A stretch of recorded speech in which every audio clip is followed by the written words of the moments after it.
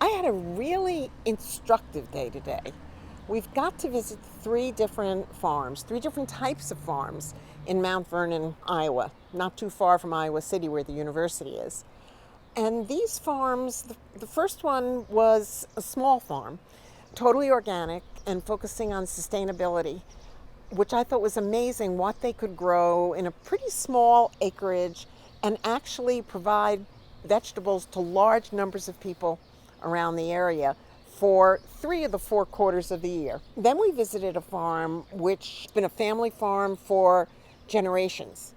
And this farm is quite large, about 3,500 acres, mainly producing corn and soybeans, as well as running about 150 head of cattle. But the important thing I thought there is that they are trying to use all the different kinds of conservation practices which are known, whether it's cover for areas so that decrease runoff, whether it's the kind of the prairie strips near creeks and waters to reduce it, and then very, very technically efficient at when they, for example, use any kind of fertilizer, when they plant, when they harvest.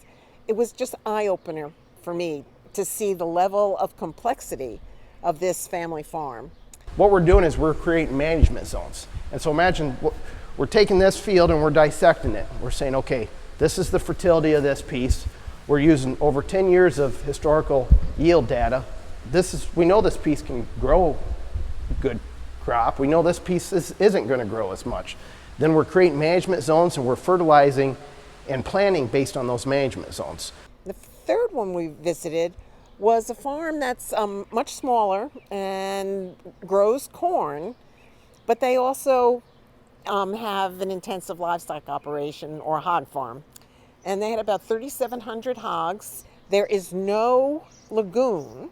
All the waste is in a lined pit underneath the place where the hogs were kept.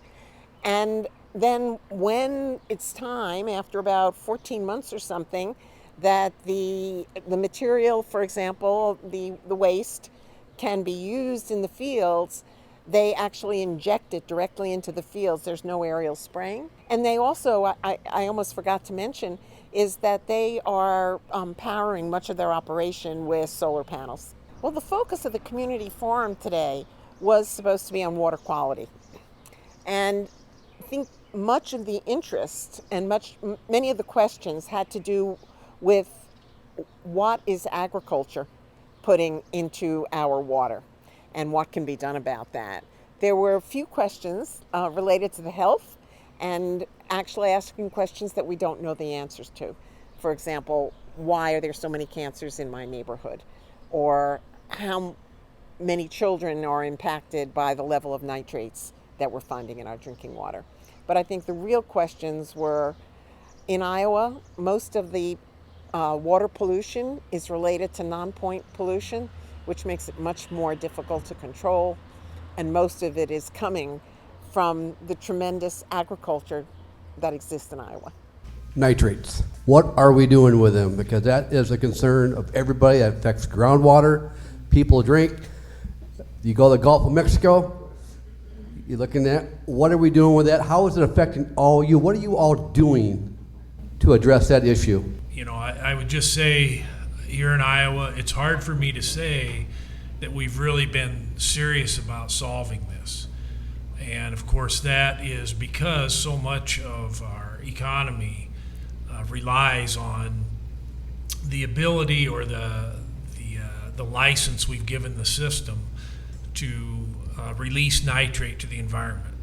In my mind, the corn soybean system can't exist in its current formulation or current structure without being able to lose some nitrate to the environment. Is there one takeaway that you'll take away from this community engagement experience?